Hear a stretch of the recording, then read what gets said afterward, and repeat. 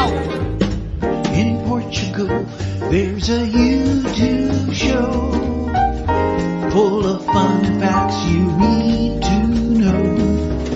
Carl rings the bell and the members show to the GMP morning show.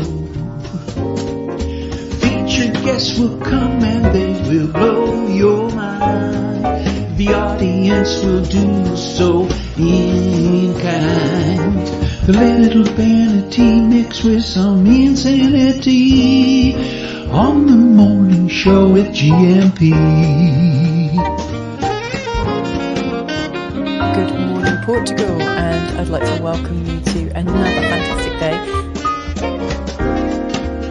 Hey, GuMPers.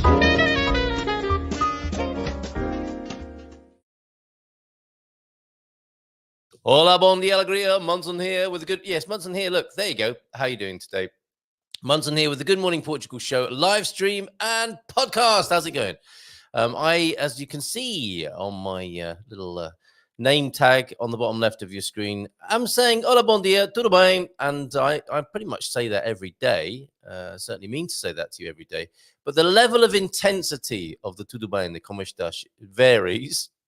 And today is one of those days in the Good Morning Portugal community where the tudo bem is not just a passing comment, really trying to, or not trying.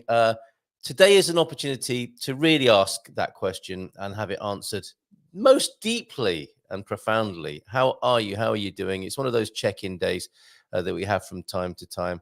I think it's pretty crazy what's going on in the world at the moment. A number of things come to mind about well, there's certainly a number of things that have been on my mind. Expat politics I've been writing about.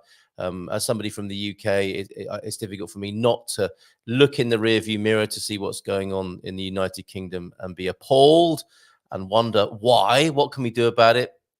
What can I do about it? Now I live in a different country, and I'm sure that's very similar for people from the United States and for people who have moved to Portugal, expats, foreigners, immigrants into Portugal who have come from severely stricken and war-torn places, worrying about the folks back home. And not only that, not only looking in the rearview mirror, but thinking, well, what happens here in Portugal in the next few years? What have I done coming here? Is it still looking like the vision I had for myself when I planned to move here? Personally, from my point of view, things have changed quite a lot. I have a lot of similar impulse. I mean, 7 years have passed since I first moved here, but I keep coming back to the original reasons, and I'll come back to those later on as this conversation, I hope, unfolds this morning. And you're very welcome to call in, and certainly most welcome to comment in the chat, in the comments, about what you think about this as we deep dive into how are you today and have a GuMPer check-in. Make sure everybody's okay. Wondering how everybody's doing with what's going on in your countries of origin, in the world as a whole, and as we contemplate and consider our collective and individual futures here in Portugal. So that's really the topic this morning. Wednesdays used to be Ask Anything About Portugal. I guess we could rephrase that a little bit. How ask anything about the future here in Portugal and the world, if you like. And we will see how that conversation unfolds this morning. We might have a little bit of a look at the news. That's always a good go-to, isn't it? Portugal Resident, Portugal News, or any other news sources you've got, things that have come to your attention that might furnish the conversation. A very good reference point for me is the fourth turning. I don't know if you're familiar with that. I shall come back to that. But if you're familiar with the fourth turning, I think that's a very good context in which to have this conversation that I'm hoping to have this morning after we've said a few hellos this morning.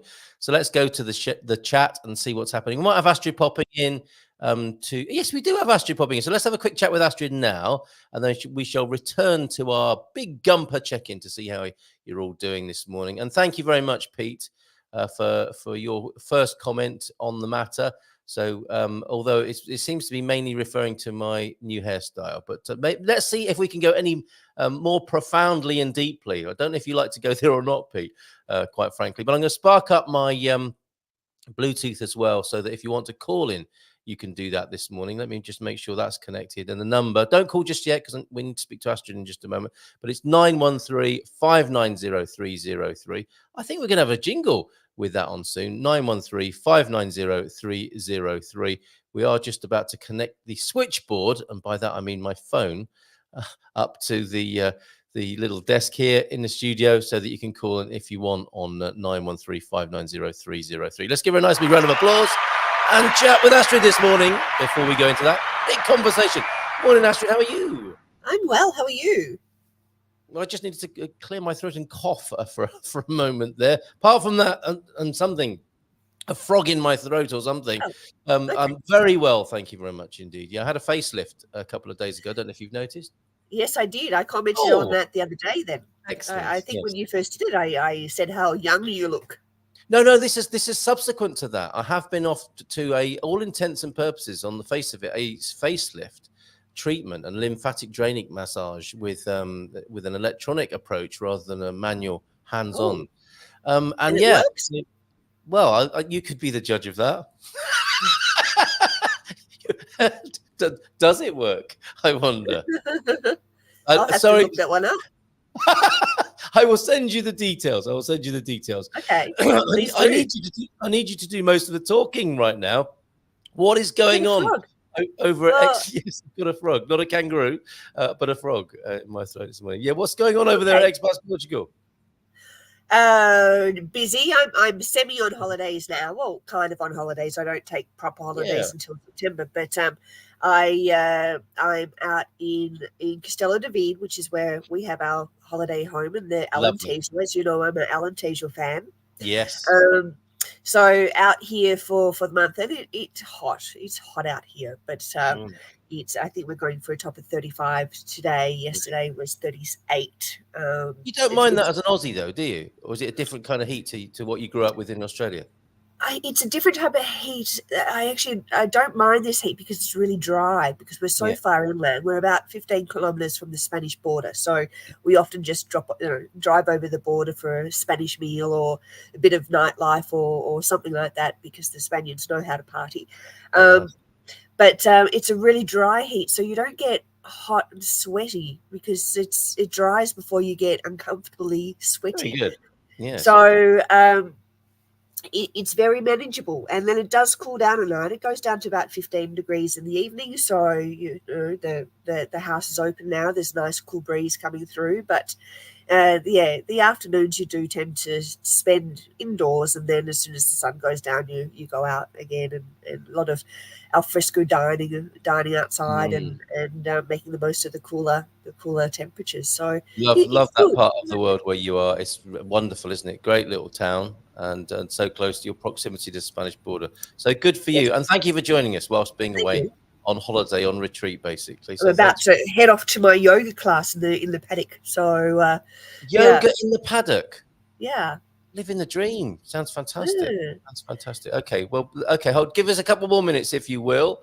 Yes. Here we are over at Expat Portugal. What's happening tomorrow? It's a bit of a busy evening tomorrow evening, isn't it? Well, we've got Philomena on. Well, tonight we've got that golden visa one. Busy 24 hours. I beg your pardon. Okay, Yes, so if anyone wants to attend that one.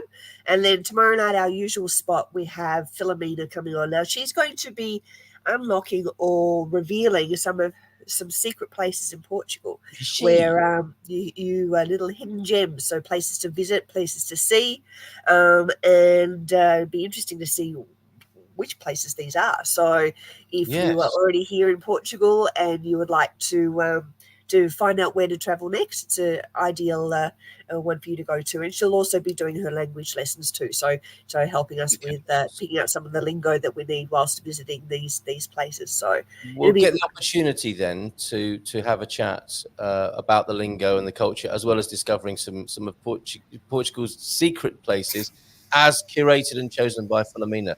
From her, her shows are becoming really, really popular, Carl. We had our meetup in Tamar last weekend, as you know, and Philomena came along because she lives close by, and people like she always had fans. And like, oh my God, it's you. It's very sweet. So I think she was She's a little real. like that. But, But real life, doesn't she? she liked that. So yeah. And there's a couple of other things that we're working on in the pipeline with Philomena too. So watch this space. All right, excellent. And the dream team at 9 thereafter, the rock and roll, the A team dream team at 9 o'clock with the professionals that will help you move to Portugal. And you can put them on the spot. It's live and on the spot, and you can ask them questions, and they will answer those questions. And we tend to. I mean, it's a pretty dynamic atmosphere, isn't it? From 9 until 10. It is, and it's just it's so nice to hear these experts and professionals sharing their knowledge in an environment that it's free. It's not like as if you need to go and pay money for the answers that you're looking for. They're just happy to share their knowledge, and it's a very unique setup where you can ask about anything about moving to or living in Portugal. We've got people there from real estate to money transfers. You can get an update on the latest money exchange rates and just tips and insider things. And we've got our tax specialist there now. He's become quite a regular part of the team, and these people are all really friendly. They're they love being part of it. They love helping, and they love the fact that Portugal is becoming such a multicultural, vibrant country. So absolutely, and free of charge, as you said. A Q&A, you can ask any questions you want, and you can sign up as well to get extra benefits. So we invite you to do that on the link on the screen there. So that's the dream team at 9, Philomena at 7:30 tomorrow evening. And Philomena, a testimonial coming in from Peter.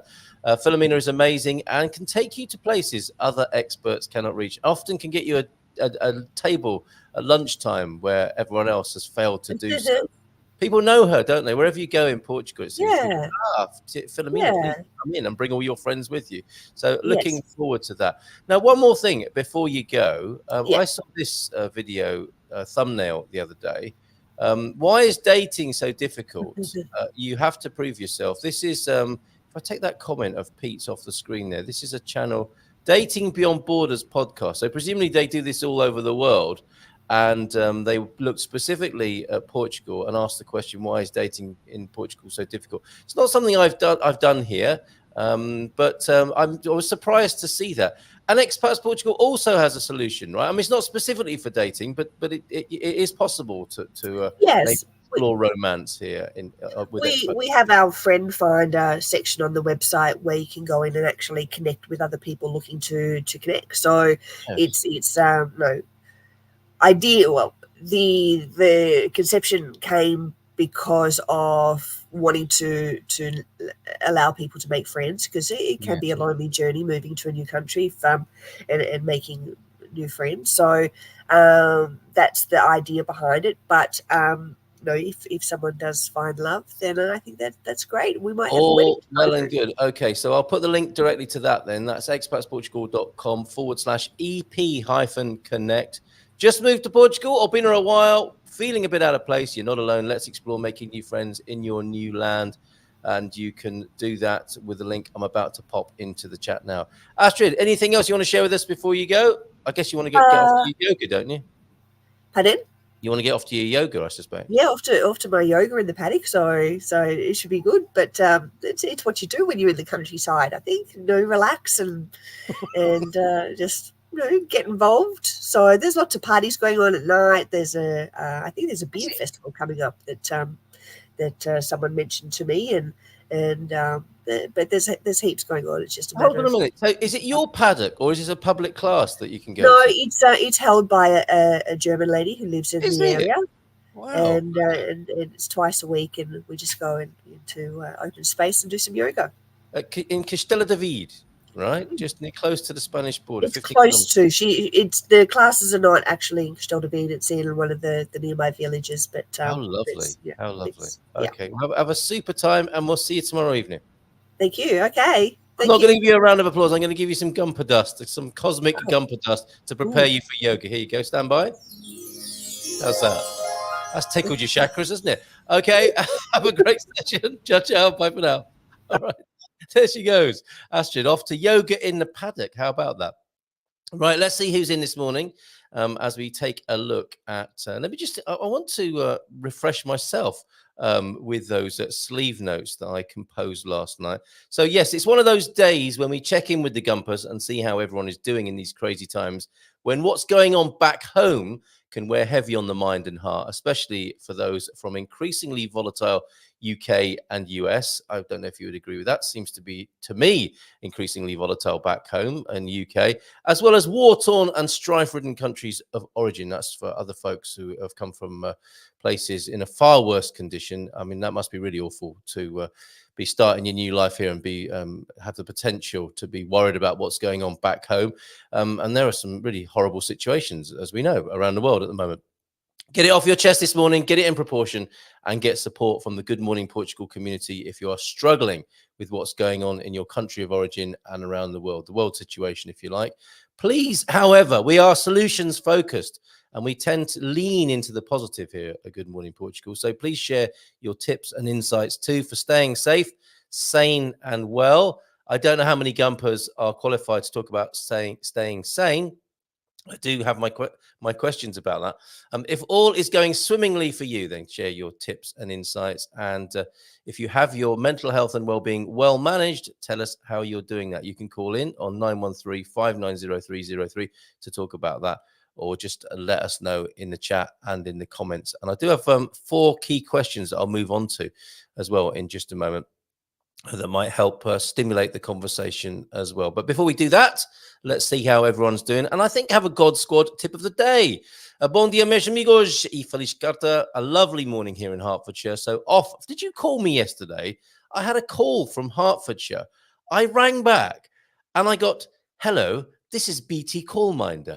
And I haven't heard that for years. But it was like, it was just, I knew that woman's voice, the robot answer phone lady with her beautifully enunciated British tones. Hello, this is BT Callminder. Please leave a message after the tone. I left a message, haven't heard back.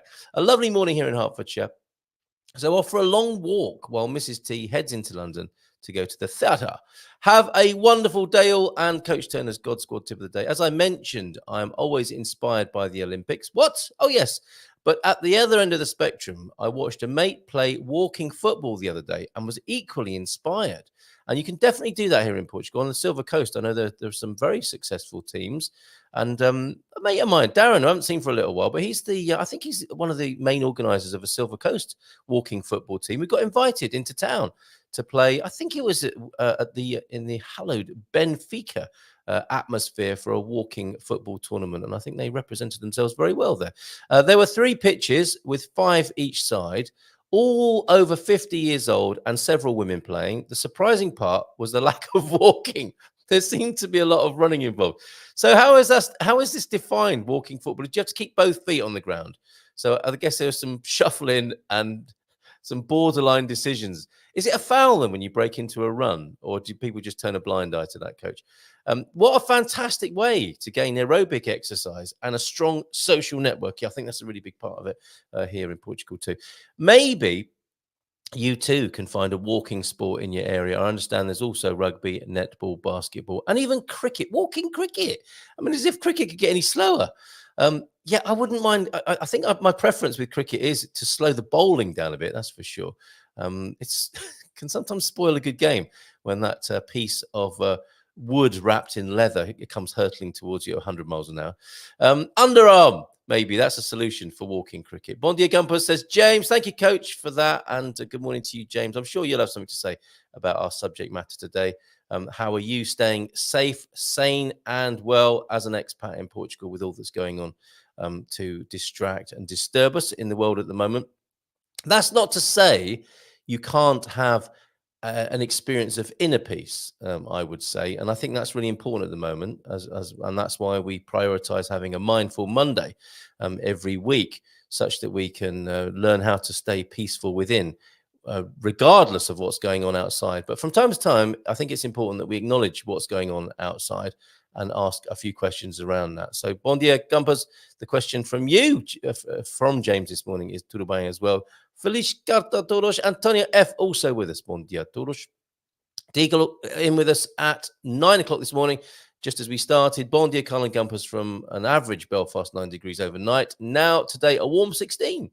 Scattered sunshine today, broken by long periods of rain.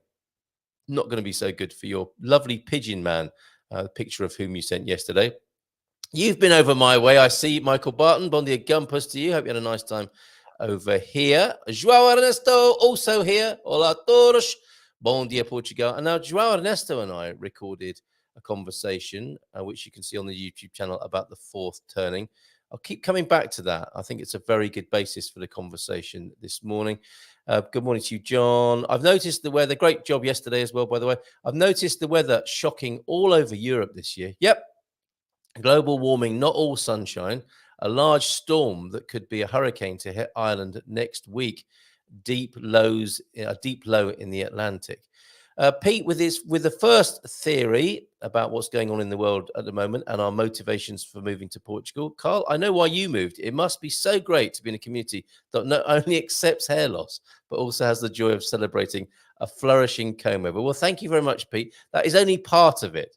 Is one small but obviously important part of things living here in Portugal. I love the Portugal clock. Every day has 30 hours. So each day seems slower than Belfast. That never really occurred to me to remark upon the 30-hour clock that we have here in Portugal. Sounds like more of an April 1st story, that one, Deagle, but I get your drift. Apologies, says Pete. You know I may be somewhat obsessed with a comb over. I was more obsessed and found more mirth and merriment in the subject before I had so little hair, Peter. Astrid is even sporting one with her camera background. Yes, I did notice that. I didn't like to point it out. Astrid's hair looking like a glorious comb over on a windy day. Please pass on your camera settings there. Bon dia, alegria, GuMPers. Great to see you, Mr. and Mrs. Duck, yesterday. Excellent stuff. Love that park in Caldestrania. Yes, and nice shout out to Philomena there. Thank you very much, Peter. How are you doing, Antonio F? Just picked our breakfast. Fresh spuds, tomatoes. See, this is part of moving to Portugal. This is preparing breakfast, preparing for the future, perhaps as well. Fresh spuds, tomatoes, peppers, basil, beetroot and onion, all roasted in the oven and dug out and picked. Is that what you're having for breakfast? Roasted vegetables? Maybe a couple of fried eggs with that. If it was breakfast time, I'd be doing some eggs with that, Peter. But that sounds very good.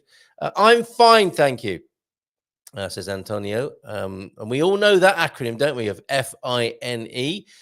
Fine, thank you, Peter. Solar Life Portugal. Had a jump in your pool today already, or is it too soon for that? He's got to let his spuds go down first, I suspect.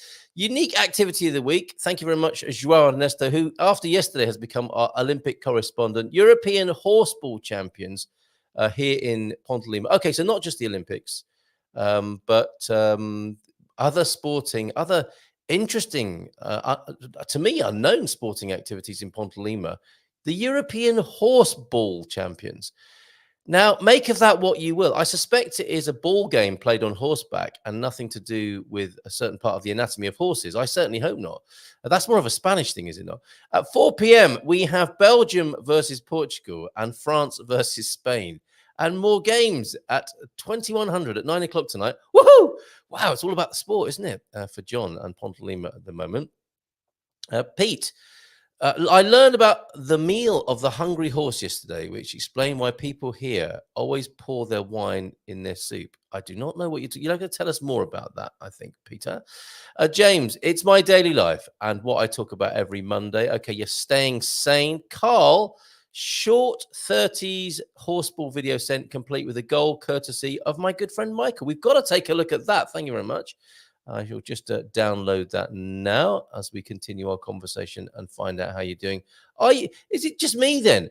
Are you at all perturbed about what's going on in the world? I'm going to ask you my special questions in just a moment.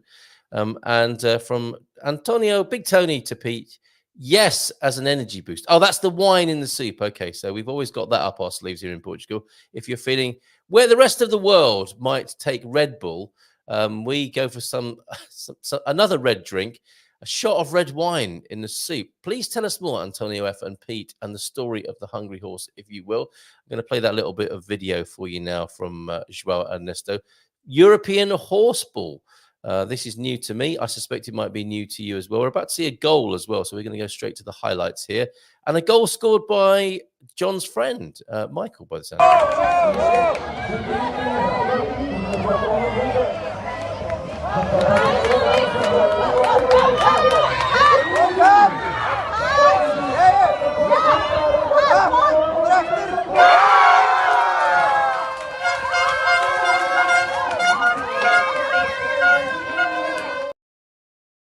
That's very exciting, isn't it? I couldn't see where the goal was. And I've got to say, European horseball, is that not what we call polo in His Majesty's United Kingdom? And he's a bit of a polo player, isn't he, Charles? Is that not what that is? And what are the differences if it's not the same thing?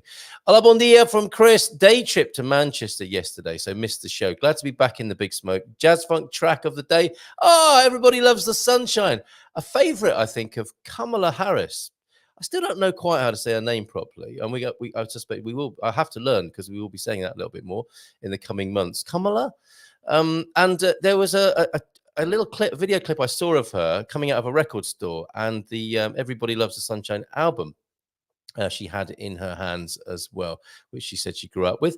No, it's too late for staying sane. So the focus is on staying at a minimum gruntled. Okay, first comment about the predicament I am describing there. Very good. Thank you for that. Exactly, says Coach. I was amazed at how many were playing. The guys wanted me to join in. And if I lived there, I might have done. That's to a comment I think I didn't read out before, but we get the gist of that. Thank you, Coach. Chris, my favorite track of my favorite vibraphonist, vibes player, I'm going to go with. Roy Ayers was never difficult to get tickets to at Ronnie Scott's. I think it may have changed. Absolutely. What a tune. I mean, and it's not just that track, is it? Everybody Loves the Sunshine. What an amazing body of work Roy Ayers created. And he's one of those artists. And, I like jazz music. I like jazz funk music, soul music.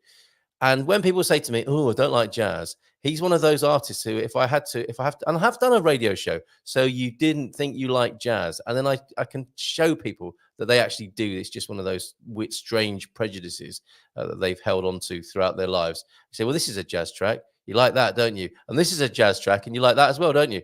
He would be certainly somebody in the case for loving jazz. In California, I only heard it pronounced like Pamela. So Pamela, never heard her pronounce her own name, so doesn't actually know there, James. All right. So this is the frame of the conversation today. I did have it as a cut and paste. Actually, I very thoughtfully prepared it as a banner earlier on. So let me just expand on this. It's on the ticker tape in front of you, your very eyes now. Is this the end of the world? Now, I know that's very dramatic, isn't it? Is this the end of the world? But I think you know what I mean, because people are using that phrase. And of course, people have been using that phrase for a very long time. One of the very first pictures I took on my SLR camera, which I proudly bought, I think, as a 16-year-old, was of the man at Hyde Park Corner or Speaker's Corner with his... Is this the end of the world? No, it's just a fly landing on my forehead. Yeah, that was one of the very first pictures I took. An old guy who I suspect has shuffled off his mortal coil and moved on now. So for him, it was true. And he was holding a sign, "The end of the world is nigh." And we used to see these signs, didn't we? In the 70s and 80s in the UK and probably around the rest of the world. Old men proclaiming the end of the world. Now, it seems to be a phrase that's more often seen in common parlance and in the media. And I want to qualify it. It conjures up, doesn't it, a sense of what's going on at the moment. Of course, we've had all the apocalyptic movies that have been priming us for something or other. And now I think it's on the tongues of more people, and it's more widely used, more widely reported. But what do we actually mean about that? And that's why I put in brackets there, the end of the world as we know it. Now, for me, and it is part of the reason why we first moved to Portugal. I sensed a great change in Western culture, Western civilization, if you like, and this comes back to the fourth turning.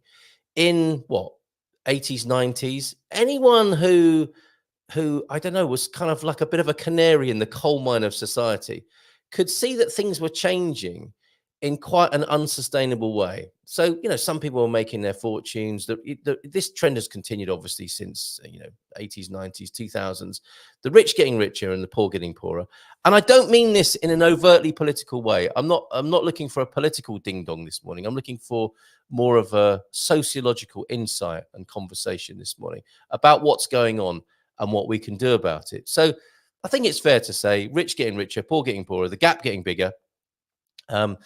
And the very basis of the societies we've grown up in, and largely for us here, that's going to be US and UK, and the ideological diaspora, if you like, of the US and UK, Western civilization, for want of a better term, European civilization.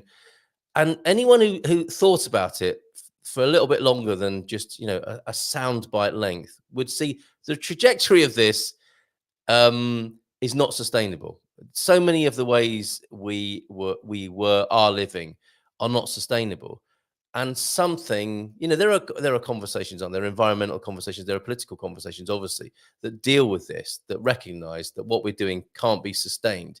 And we might do something else to prolong, transform, or evolve the way we live, relate to each other, the way we work. Everything that we do, I think, is currently under scrutiny for transformation and evolution. However, and America's a great example of this, isn't it?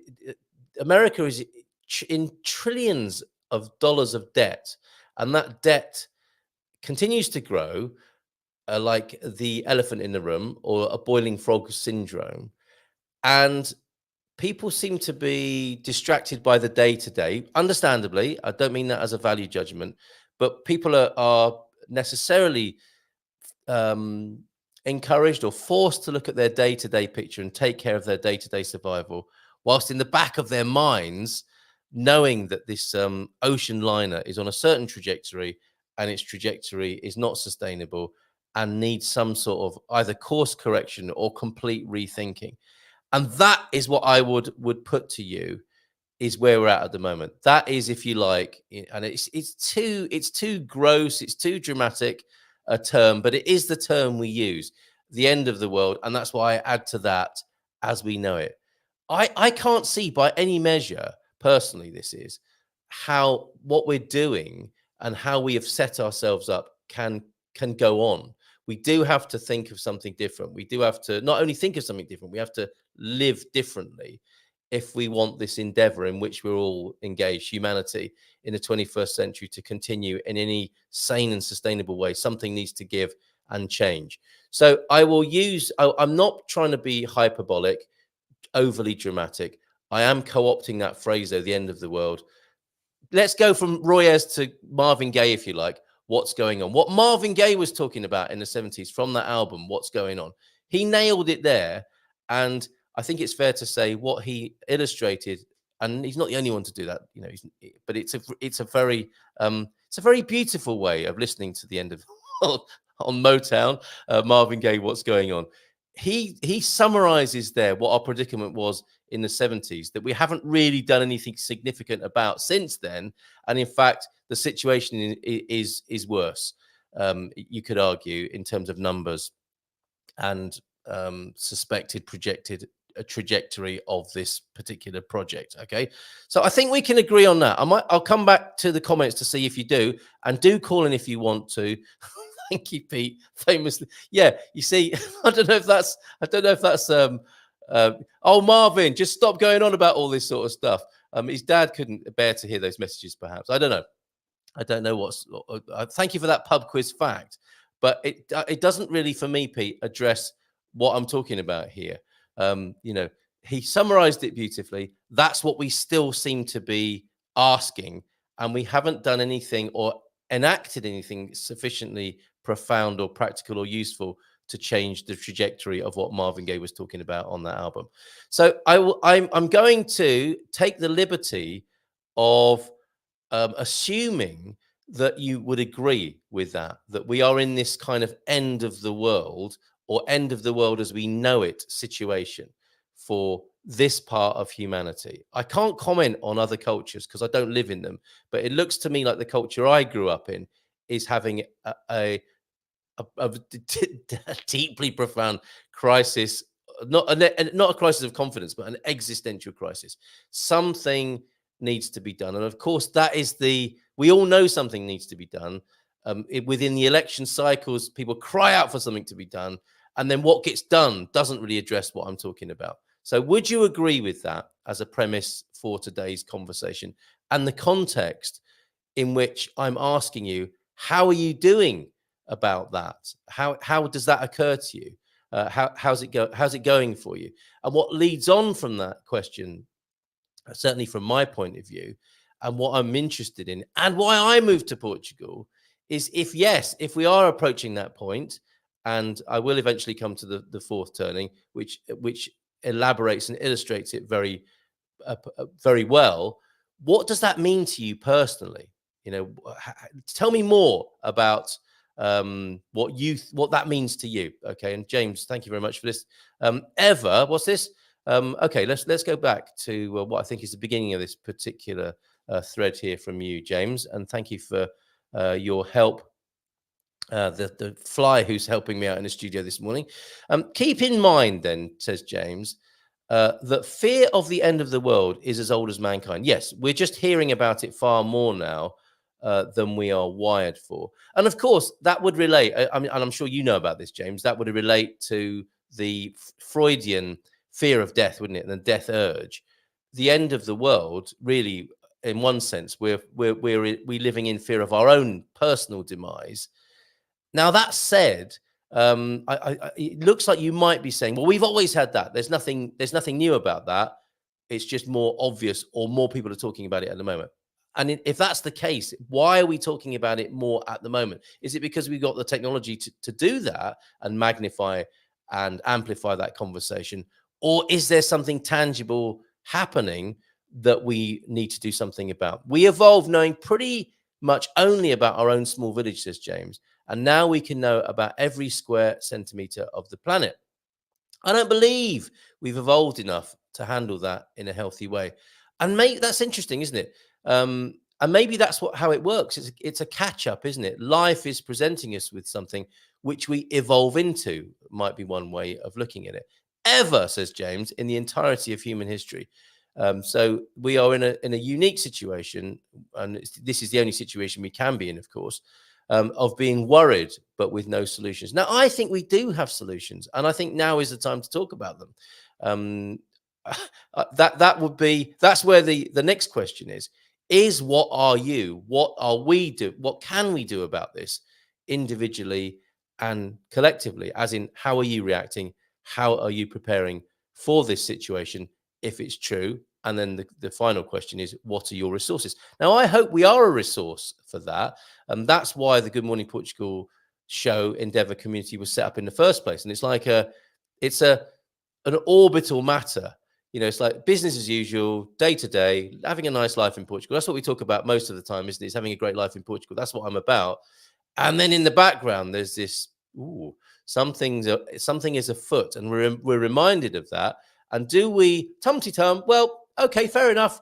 People are worried about the end of the world, but we're not here. We're just carrying on having a lovely day here in Portugal. And that is the dance I do personally. Is yes, I don't ever want us to stop having a positive and joyous experience of life here in Portugal. And how might we be aware of, and to what degree would we be aware of what's going on in the bigger picture in which we exist? And if there is something occurring that we perhaps might be mindful and sensible to be aware of, how are we preparing for it? That's my world. That's my world. And that's what I think Good Morning Portugal could be about. Saying the end of the world as we know it is like saying we're all going to die. Now, I don't mean it like that. I really don't. And I hope I've been careful in my articulation of that. When I say the end of the world as we know it, I'm talking about, and we have to come to the fourth turning at some point to elaborate on this. I'm talking about what we've known, i.e., as we've known it, is no longer serving us and we need something new. So the end of that is on the horizon, or we're living through it at the moment. And a new way of being, living, cooperating, collaborating, because let's face it, it's not going terribly well at the moment, is it, with the existing tools? If we look for the evidence of what's going on socially, the tools aren't quite up to the job, it would appear. I mean, I know people, lots of people, millions of people are getting on very nicely every day all over the world. It is not all gloom and doom. However, there is an amount of gloom and doom about which we might show some concern and have a proactive approach. I hope I've responded to that. Is there anything, continues James, I can control? Before that, of course, he said notice, choose and act, and influence. There we go. That's what we've got. Absolutely no control over anything outside ourselves. Yes. And however, and this is what I'm talking about, we do have complete control over our response to it, our responsibility, if you like. That's where the control comes in, isn't it? And that's what I'm talking about. I would not be talking about this at all if I didn't think there was anything we could do about it, or if I didn't think this was a conversation worth having. Regarding the cultural crisis, and sorry if you were just expecting a light-hearted chat with somebody this morning. Owen is taking a break from Good Morning Portugal. We thanked him wholeheartedly for his contribution to this community in the last time he was on, which was, I think, the first. Are we talking about the first? Yeah, first Wednesday of the month. And James from the Anson Brewery couldn't join us. So I thought, okay, there is a vacuum there. And this is an opportunity to have our occasional check-in to see how everyone's doing, and to take the temperature in the Good Morning Portugal GuMPer room salon this morning. Right. Regarding the cultural crisis, says João, I haven't yet heard any reasonable solutions. Would you agree, John, that the fourth turning sets it out contextually quite well, though? And that's quite a good start, is it not? Even though we may not have heard any reasonable solutions to what you're referring to as the cultural crisis, and I think I know what that means. It's quite good to name the predicament, is it not? It's quite good to identify the problem, if you like, such that reasonable solutions can come from it. Back to James then. What I'm saying by we're all going to die is we're all aged. There's no question about that. We are all going to die individually. Sorry if that's a newsflash to anybody. And before that time, let us live our lives fully, freely and happily here. And again, that's what I'm all about here. I hope I'm a resource for that. What I'm saying by we're all going to die is we're all aging, things are changing, and we're all going to die. Okay, fair enough. Cheery Jimbo, perhaps a road that Pete didn't want to travel down this morning. A very insightful fellow I knew shared great words of wisdom. What this world needs is more people that know what this world needs. Well, yes, and even if we don't know right now, João, we can have the conversation. And I think you will give me this, that I am not afraid to have this conversation. And in fact, I welcome it and I encourage it. And that is exactly what I am doing this morning. So to reiterate then, are we at some sort of, let me move away then, if that is causing too much triggering and is too problematic and too much of a distraction, the end of the, are we at a tumultuous cultural crisis, as John puts it?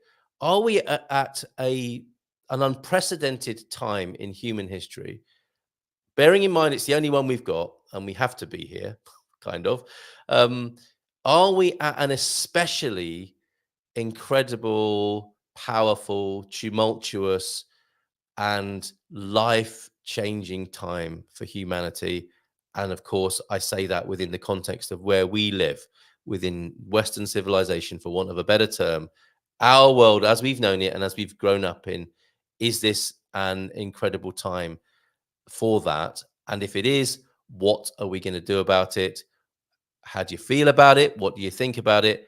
And what are we going to do about it individually and collectively? Okay, so let me give you some of this fourth turning context as well, because I think it's really helpful. I did save a few slides which seem to have disappeared. I've got one here, which the turnings, as I understand them, are periods of 80 to 100 years, and within them there are generations as well. And this you can look at the conversation I had with John about this, with Joao Ernesto here, Joao de Nort, because we went into some depth with this particular fourth turning idea. So let me take that off the screen. And just one way of looking at the fourth turning is these mini cycles within the 80 to 100 year times, and within each. And the generations reflect and offer this. There is the time of the high for society. There's a time of awakening. There is a time of unraveling, and there is the time of crisis. Now, the people who came up with the fourth turning, I think it's Howe and Strauss, a couple of academics. They have placed us in going from the unraveling to the crisis time, or they're saying that the crisis time began in 2008. Now, the beautiful thing about this, and if I have thoroughly depressed you about talk of the end of the world, and I meant that metaphorically, and I meant that as a sort of conversation starter, the beauty of this, of how history repeats itself and rhymes, is that it goes in circles, and it's not a train heading for a terminus. It is a train on a circular track. So remember, when you were a kid and you had a train track, you could make a circular version, haven't you? And the train could just go round and round. And that's what we appear to do as human beings. We appear to go round and round. So I'm not suggesting we're heading for the buffers. I think it's fair to concede that there may be difficulties and challenges and struggles, as there are for many people who are less fortunate than many of us here on the screen today and in this community. And that's already happening for a lot of people. And if it's true that we're going from an unraveling into a crisis, things are going to get difficult. And I would maintain that Portugal is a good place to be within Western civilization, within Europe, within the grander scheme of things, to be and experience this. Let me say that for the record. I think Portugal is a great place to be if we are in the crisis point of the fourth turning, which I personally think we are. I think we are lucky to be here. For this event of humanity. So that, I don't know if anyone's got anything to add on the fourth turning idea. Pam's just walked in. What's going on here this morning? Good morning to you, Pam. Yes, and the chat club is great, and that is an important part of preparation. That's one of my questions, isn't it? How are you reacting? How are you preparing? What are your resources? Learning to speak Portuguese here in Portugal, very important. Pam is a resource to you in that regard. Ian, Coach Turner is responding, and we can do this. If you want to respond with 80s classics, you may. It's a nice day for a white wedding. Not that one. The tide is high, but I'm holding on. So Coach Turner choosing to express himself in 80s classics this morning. I'm good with that. I've pretty much disengaged from global matters, says Pam. Nothing I can do. Selfishly, my life here is good. Nothing wrong with that, Pam. I would not judge you in any way, as you might be judging yourself as selfish. I think we have to take an individual view on this. Such are the times where you do have to stay close to home, and charity begins at home, and you have to look after yourself. Otherwise, you're not much good to anyone else if we are in a crisis, right? And I know you are a resource to your community. I really admire you and think of you as a role model for these times in how you've shifted your life, you've responded, you've placed yourself somewhere else, and you've become an asset to that community. I think you're a role model, Pam. I don't know if you're expecting that this morning. And don't blame you at all for disengaging on global matters. And I apologize in a way for bringing it up. But there are times when I think we have to.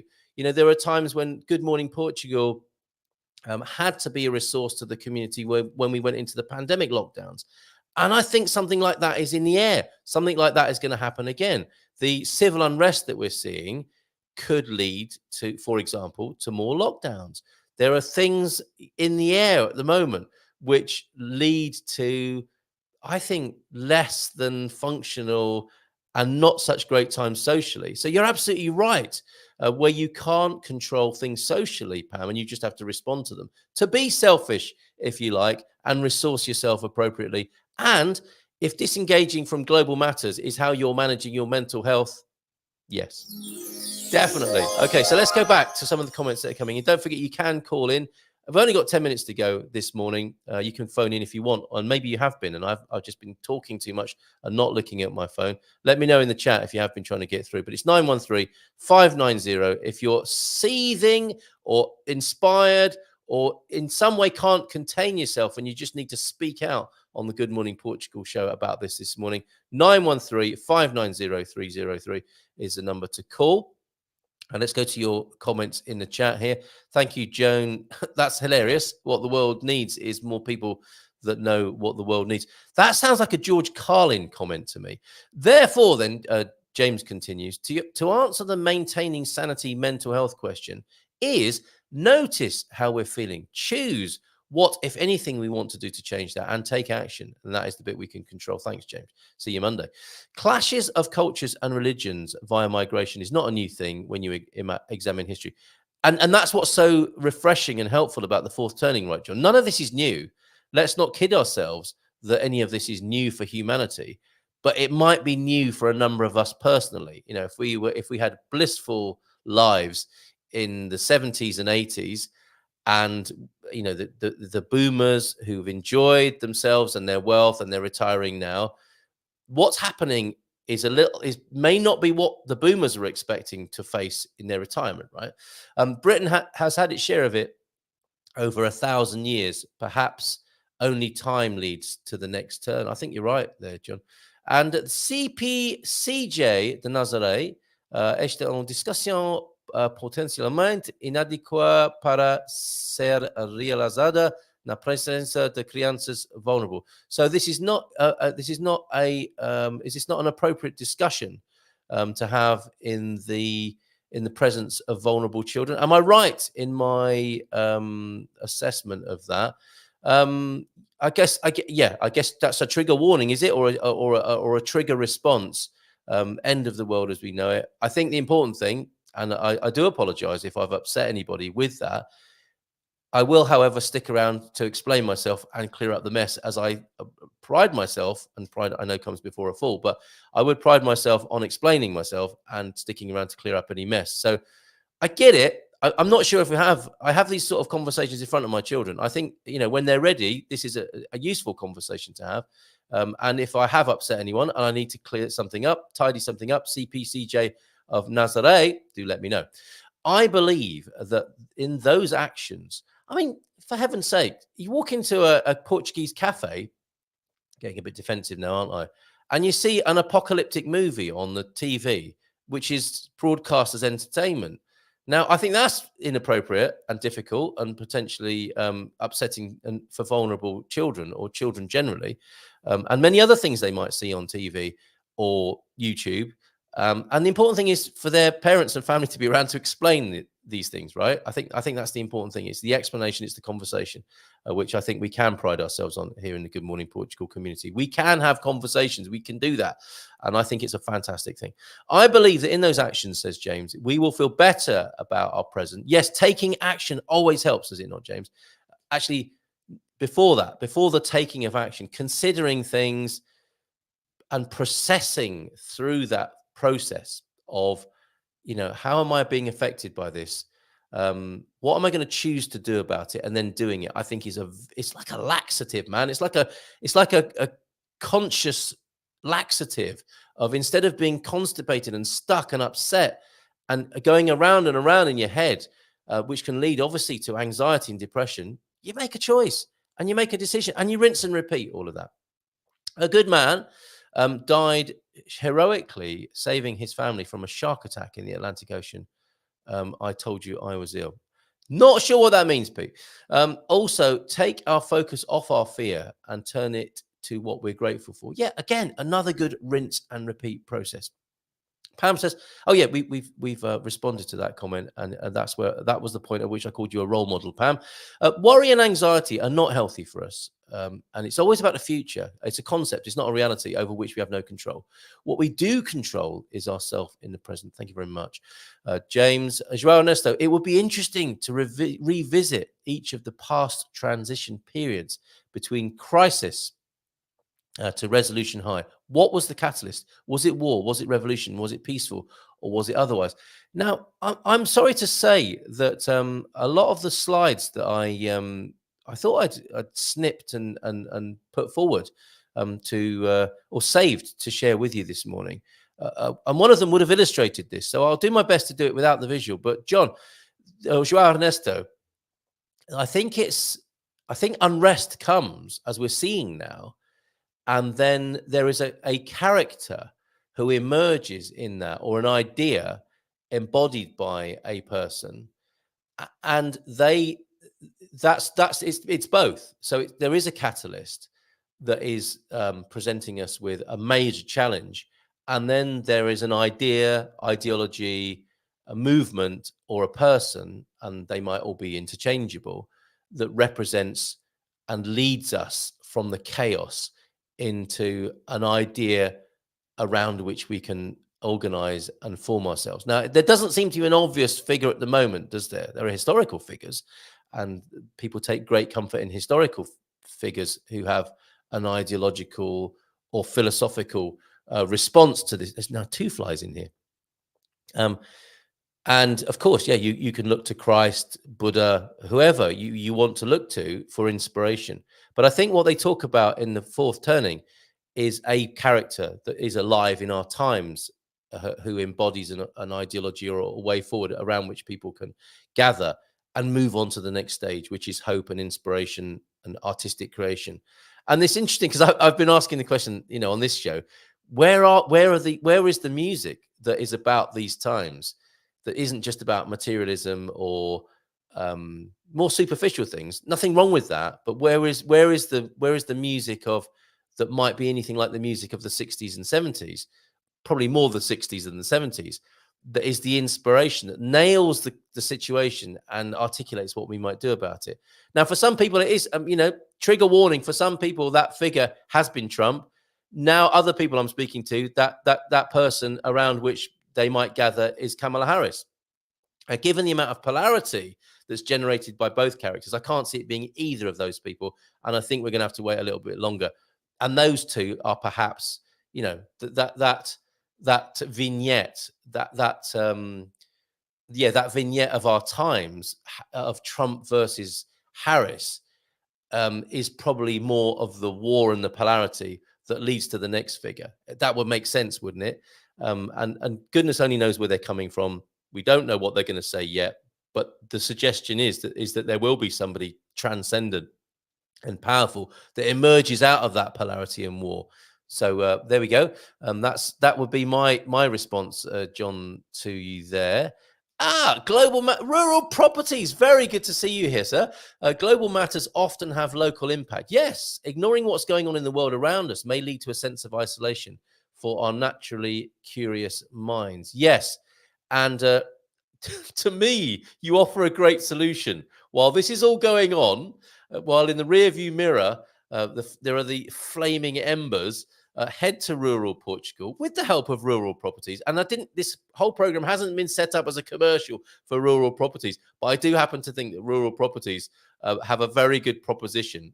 And this was part of my thought process of moving to Portugal, was to head to. Something happened, something got in the way, and I'm coming back full circle. But the original plan was to head to central Portugal while this thing plays out. And I think it's a great place to be. And if you want to do that, check out the properties at Rural Properties. But that's, great comment there. Thank you very much this morning. And in the last couple of minutes, I can't believe we're at 10 o'clock already. But great question, John. Thank you for that. From Pete to Pam, it is interesting how much global issues can affect your daily life. Locally, global events have had a big impact, from Ukrainian refugees being integrated and spreading their culture, right? Sarah Hedrick, good morning to you. Bon dia from Leria. Peace be with you all. Thank you very much. We can never have too much of those sorts of greetings. So thank you very much, Sarah, for that.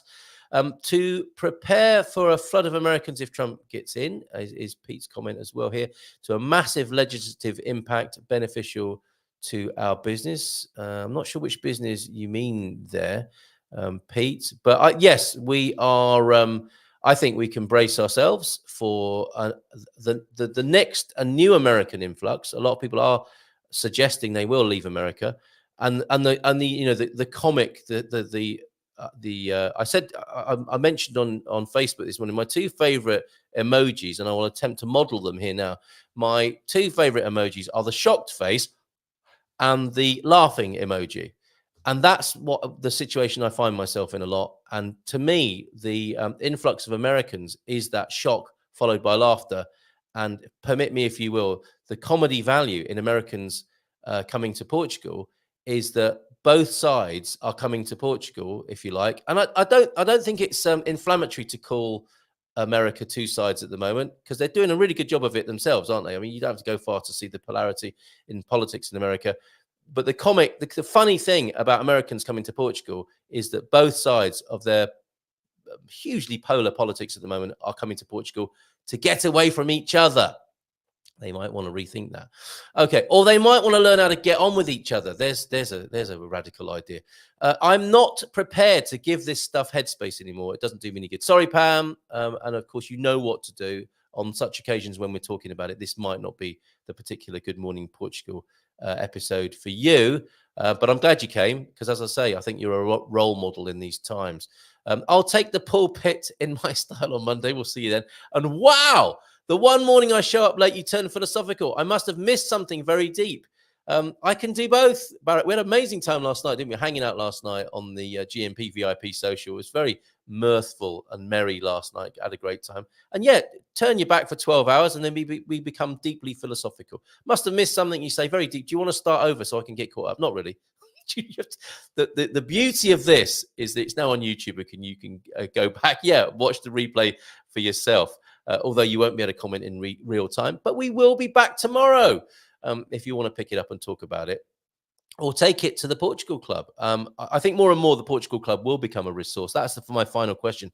If all of this is true, if we are going through tumultuous times, and you're moved by that, and you're captivated by this idea that we are, we actually are in a tumultuous turning point for humanity. And we all of us here may have done quite a lot to get away from it or ignore it, but it is upon us, is what I would say. It is upon us. That being the case, how are you about that? What are you going to do about it? And what are your resources for it? I put us forward like we put ourselves forward, how we came together in the pandemic situation. I put us forward again as a community to deal with what I think is upon us now. Okay, incidentally, for the record. Chris, this is partly a result of 17.4 million people voting for 14 years of austerity cuts, PPE scandal, 34 days of Liz we distrust. Okay, in Liz we distrust. Braverman, Boris, Patel, Farage, and Tommy. Who is he today? Okay, yeah, and I hear you, Chris, and I would say they are not the cause; they are the symptom. They are symptoms of something much bigger, in which and as I say again, that is upon us. They've played their part in that, no question about that, as we all have, incidentally. But I think they're symptomatic and not causal. And I would go as far as to say we kind of get the politicians we deserve collectively. Not that you might have voted for them particularly. But we are all in this together, and we have to take some sort of responsibility for it. And blaming other people is going to become less and less useful, I think, in this process. We're going to grow out of blaming other people and the victim mentality that seems to be inflicting a lot of people at the moment. I'm not saying that's you, Chris, but I think there's a lot of that about generally. Wishing everyone love, joy, and peace always. And that's another thing we can do. I think we can talk about a very serious and difficult subject and still be peaceful, loving, and joyful about it. So thanks for that point of order there. Private school, a little bit of something or other going on between Pete and Chris there about private schools. That's again is symptomatic and not causal, I think. Part of why many of us have relocated here to Portugal is to disengage emotionally from all the crisis left and right, and selfishly just to enjoy retirement and leave the world saving to others. Yeah, and again, I'm sorry, John, if to bring it up. And I do choose my moments carefully. I don't want Good Morning Portugal to be constantly banging on about this sort of thing. But as I think, as we're finding out from Rural Properties comments this morning, global matters have a local impact. So it's about getting a balance, isn't it? And being aware to the point that it's like the biting point when you're driving, the biting point of it not overwhelming you, but also not being completely ignorant, such that something that might affect you, you don't find out about. That's how I would articulate that balance there. I take your point completely there, John, and I appreciate you for your deep thoughts on such matters. Americans are getting away from a poisonous political system, and the division has caused, and they're not from each other. Well, I can tell you from my own personal experience that they do seem to be trying to get away from each other, and I would also that I would agree they're getting away from a poisonous political system as well. And that's interesting, isn't it? Because do we have a poisonous political system in Portugal? I suspect some might characterize it as a less poisonous. That's the beauty of Portugal, is it's less poisonous. Not that it isn't poisonous at all, but that it is less poisonous, and it might be like traveling in a time machine, perhaps, to days of less poisonous politics rather than completely helpful politics. Because I had a really strange thought last night. It occurred to me that politicians and the notion of government might be something that helps people, that ennobles and enables and empowers people. Wasn't that the original idea of it? And now we have what seem to be quite authoritarian governments deciding what's good for people and not reflecting what people want. And that's the problem with democracy, isn't it? A lot of what people want you might not like, but wouldn't it be an interesting proposition if government said, well, okay, actually our job is to reflect and enact and create laws that reflect what people want? Or are we at a time in history where the governments do say, well, what people want is stupid and ugly, and they're not allowed that, so we're going to legislate against them? And if you do, I think you see what we're seeing at the moment. Can we have an extension on time today, please? I think we've done that already. It's 6 minutes past 10 this morning. I'm finding it difficult to stop as much as some people might want me to. Again, what I am saying, World War I, World War II, Cold War, global warming, and on throughout all of human history. Yes, I get that, James, but are we at a high point? Are we at a climax? We also know, don't we, that these things go in peaks and troughs. Not that they are anything new, but their intensity changes, and that's why I felt moved to speak today, and the opportunity presented itself. Don't get me wrong, says John, I'm fine with discussing it expressly because I'm more emotionally detached. Now, thanks, John, for that. And yeah, I mean, that was part of my question this morning. What are your tips, hacks, your insights?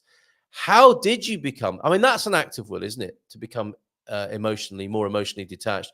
Was it the mere fact of moving that enabled that? I suspect you made a conscious decision to do that as well, and I applaud that. You can find all you really need to know about global matters on RTP News. And yes, well done, Pam. Learn Portuguese at the same time. You had a strange thought and a dodgy beer.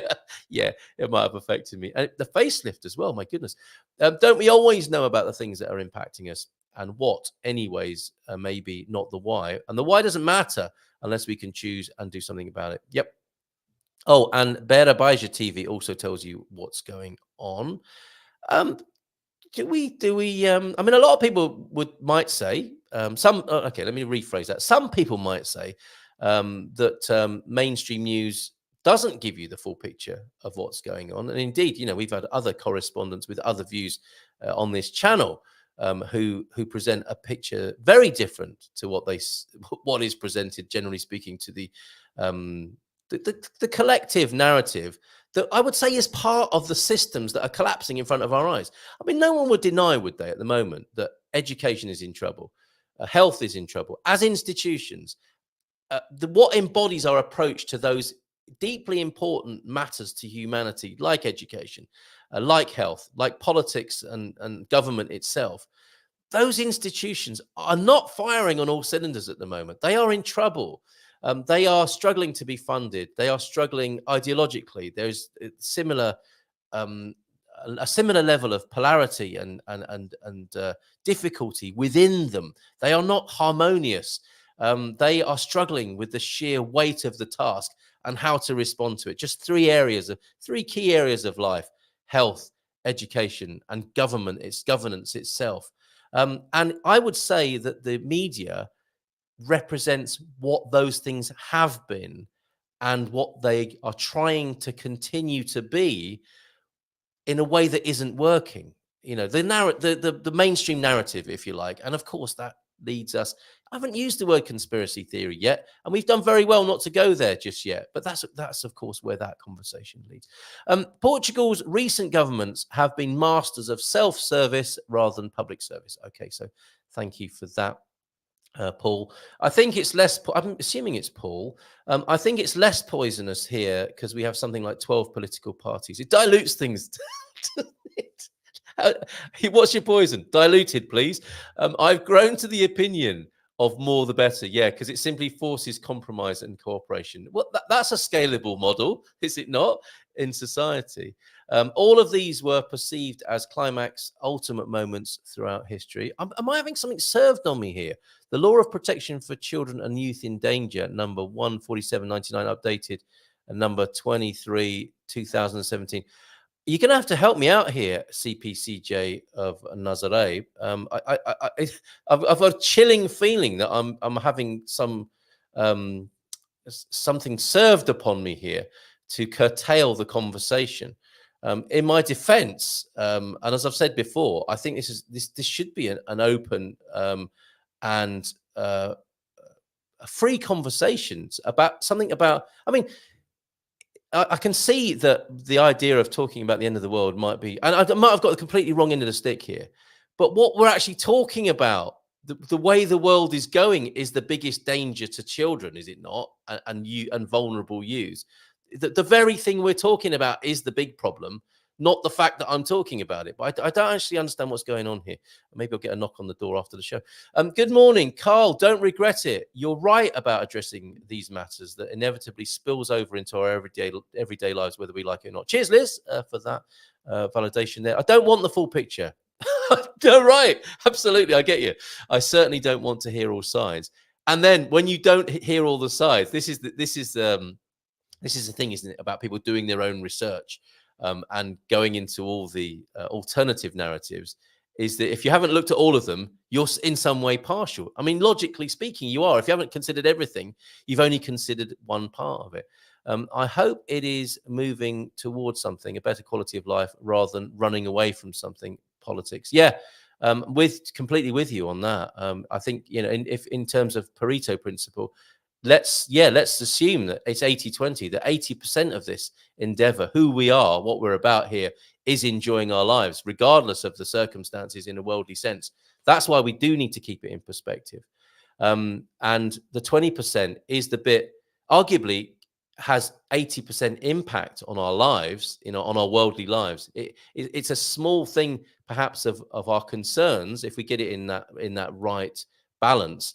Let's spend 80% of our time living a fabulous life here in Portugal, afforded by Portuguese culture and a welcoming host.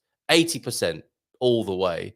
The other 20%, the politics, the bureaucracy, the things you have to do to live in the world, the living life, if you like, it has a big impact. But if we can compartmentalize it to 20%, that's a pretty awesome thing. I don't know if that's what you're talking about there, Sarah, particularly. Yeah, totally on board with that. Agreeing with you there. The US is setting itself up for a situation it has not been in for over 100 years. Each political side, you see, this is the fourth turning stuff again. Each political side believes it's correct. However, we've gotten past the ability to accept each other's view. Yeah. Again, I would pride ourselves to a great degree here in this community that notwithstanding some individuals who just cannot accept other people's views, we do a fairly good job of that. All public services in the UK are on their knees, brought down by cuts and neglect over a decade of comedy politicians. And I would respond to that, Pam, in the same way as I would to Chris. I think it's symptomatic. I don't think they're part of the cause, but they're also symptomatic. This is a process that's been going on for a long time. And these comedy characters, and I agree with you, they are comedy characters. They're just playing their part in a historical unfolding. It was inevitable, given what went before and the way that history turns and cycles in the way that it does. One view is quite a bit more toxic than the other. I see what you did there. The American people, not saying which side, because interestingly enough, they both believe that about each other, where I sit at the table anyway. The American people will not accept one side over the other without some sort of consequences. Yeah, I think that sort of intolerance leads to it popping out somewhere else, right? Exactly, Sarah. Desire for a better quality of life is a principal motivator and a more fruitful and sustainable one. Yes, 80%, and that's probably a good note to end on. I've gone way beyond my allotted time, which I allotted myself, incidentally, in a dictatorial way, to pick up on another political metaphor. But yeah, let's leave it there. Suffice to say that, yes, that is what we will, as long as I have breath in my body, that's what the Good Morning Portugal show will be about, in an overwhelming and underlying way. This is about being here for a better quality of life, our own personal enjoyment of that, and our contribution to that for others, such that they might enjoy that too. I think those things go together. To be a contribution to a better quality of life for others is part and parcel of enjoying that for ourselves. And long may that continue, and long may that be a key and guiding light for the Good Morning Portugal community. And given that we might be at a tumultuous point in human history, how can we be a resource to that 20% as it unfolds as well? The summary I get from RTP is detached enough to be objective for me to get a general idea of what's going on. Fair enough, because as I've observed, there's nothing I can do about it. And exactamente, says James to Pam there. Thanks for being here, James, Liz, Pam, Joao de Nort, Barak. Yeah, thanks, Liz. Is that a second? Thank you. Anyway, Sarah, good to see you here this morning. CPCJ of Nazaré. I'm not exactly sure what I might have done with that. Perhaps you feel free to contact me. You know the number and my email, carl@carlmunson.com, if you need to get in touch with me about that. Thank you very much, Rural Properties, for being here as well this morning. To Pete, to Coach Turner as well. I think that covers everybody, and Joan as well, who was here earlier on, and to those of you who have been listening but haven't spoken out, thank you for being. Antonio F, of course. Thank you all for being here this morning. Thank you to those who Deagle, to those who contributed overtly. Thanks to Astrid for popping in earlier this morning. And if you prefer to speak privately, share your comments. 913-590-303. T-Duck, thank you for being here as well. Barak. The US says born free and able to have freedom of speech, so long as it does not cause harm. Another sentiment we would reflect here. And if America can't manage it at the moment, we'll do our best to keep holding up that flame and pass it on to the next generation. Obrigado, Sarah. Thank you very much for being here. Much appreciated. And we'll probably come back to European Horseball tomorrow. GuMPer dust for you. Let's have a little cleanse, shall we? Let's wave the virtual sage stick over everyone. And wish you a pleasant day. And we'll see you again tomorrow. Take care. And bye for now.